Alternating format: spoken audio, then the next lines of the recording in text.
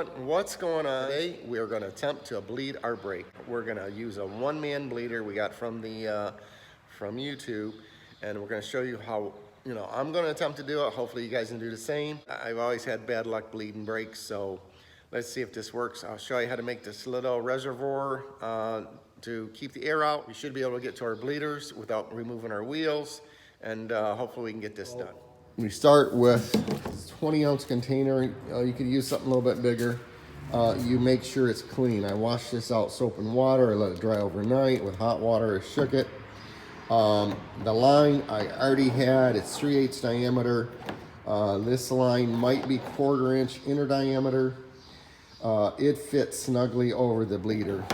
I drilled a 3/8 inch hole in the top.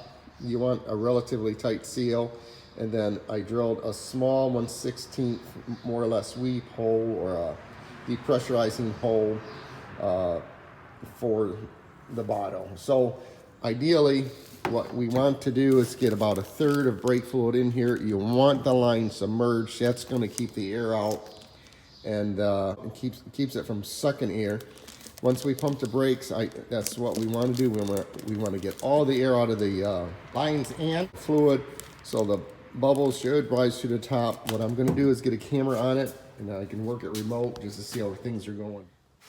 Yeah, it's simple as that. So let's see how it works. Hopefully it works out good. When you do bleed, you want to bleed start from the furthest wheel back from the master cylinder. So that's going to be passenger rear. Then we go to driver's side rear, and then passenger side front, and end the bleeding with the driver's side front. So again, let's see how that goes.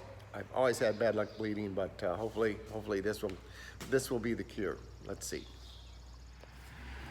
All right, so this is what you want to look like. We're just over 1/3 full. You want your line submerged to the bottom. And of course, enough length to get onto your bleeder. And then you may need a zip tie, depending on how snug you are. So we do have some small zip ties we're going to put on if we can get to it.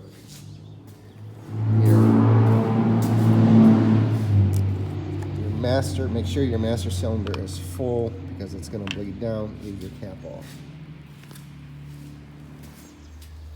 So the bleeder is right on top of the caliper. There's a little, like a rubber cover. And of course that comes off.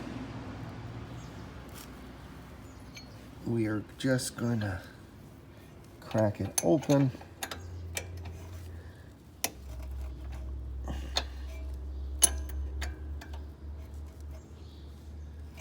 All right, it's about 1/4 of a turn, maybe a hair more. We might be short on line. Let's see how this is. Maybe not.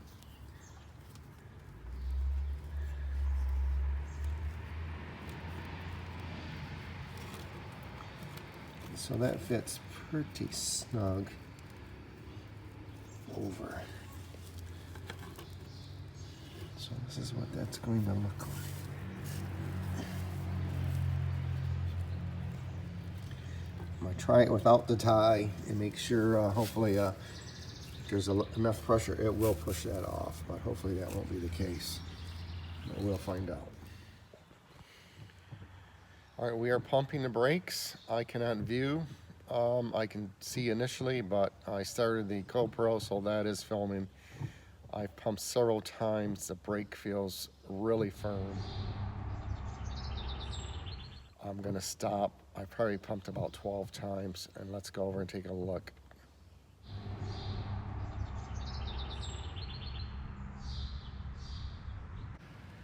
Looks like our line stayed on. We haven't lost anything out of the reservoir. I pumped it a few times. It feels tight. We're going to tighten up and see, but it didn't appear that anything pushed through there. Reservoir is the same level. Let's move on to the next one and see what happens.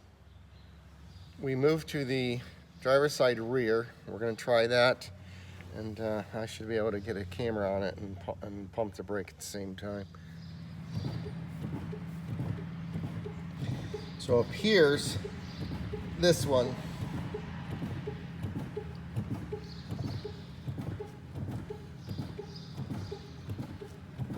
It's got fluid in it, and the brake pedal, I pumped it more than a dozen times. It is firm. Right, we're gonna stop right there and tighten up. You can actually see the air bubbles moving out.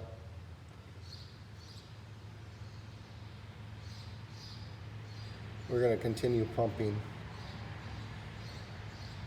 Push them all out. This is still on the passenger, on the driver's side rear. All right, we have moved to the passenger side front.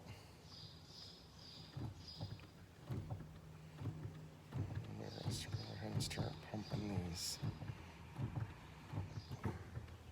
And this one, you can feel going to the floor.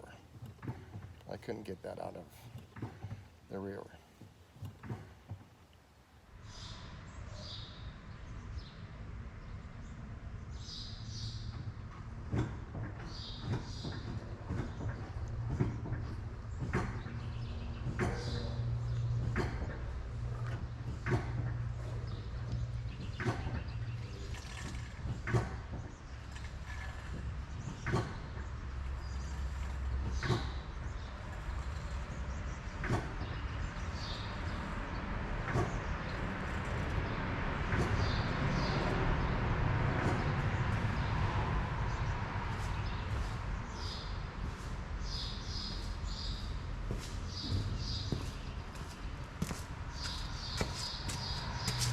Oh yeah, we got a lot of air in this one.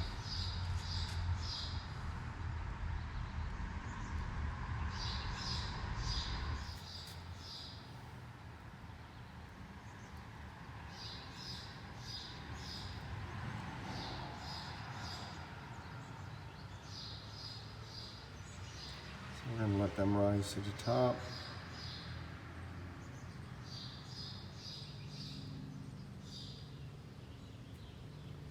See, it's real foamy. Those are micro air bubbles causing that foam. That's what you don't want in your lines. So up here's the front. It's starting to settle out.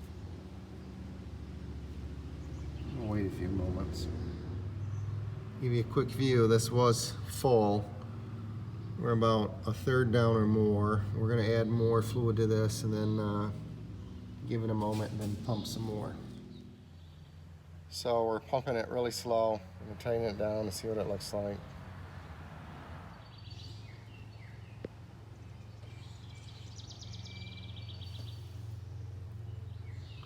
So it's got a head on it.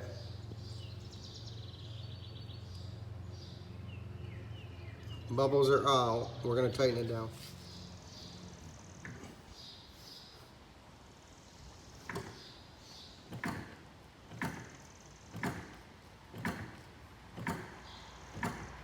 Pumping them till they're tight.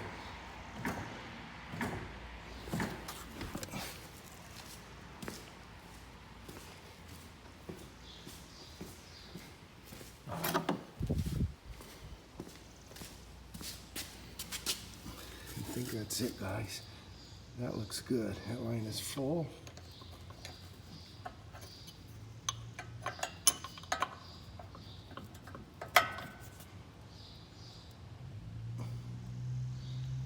Let's see how this, see what kind of pedal we have when we start it.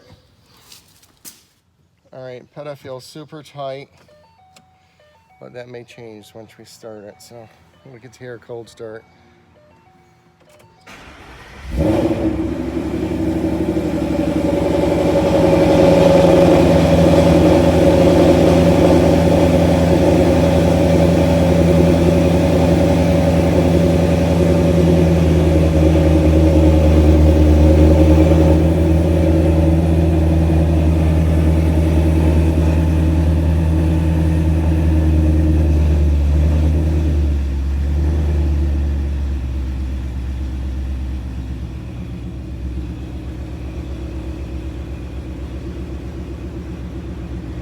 right, pedal feels tight. It's holding. I think that's it.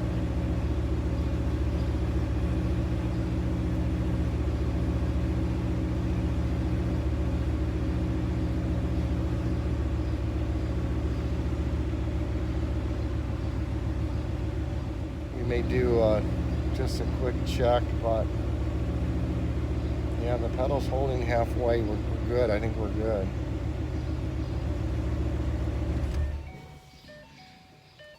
Finally something worked for me, so that's good, man. That's good, guys. That's it for this video. So if you have questions, I recommend you check your manual. I recommend you search it on YouTube. Several ways of you know, there's a lot of videos out there telling you how to do this. I recommend you know, do your homework, get some videos, get some learnings, and yeah, that's where I'd be at. Pedal still feels good, so of course it should. Well, that's it, man. That's going to wrap this up for this brake bleed. We'll get on later with the wiring. That's going to take some time. I take a little bit of time when I do things just because I want to make sure they're right, and I learned not to rush. Rushing is a bad idea. So anyways, it's all good, guys. Thanks for watching. Thanks for your support. Like and subscribe. Take care.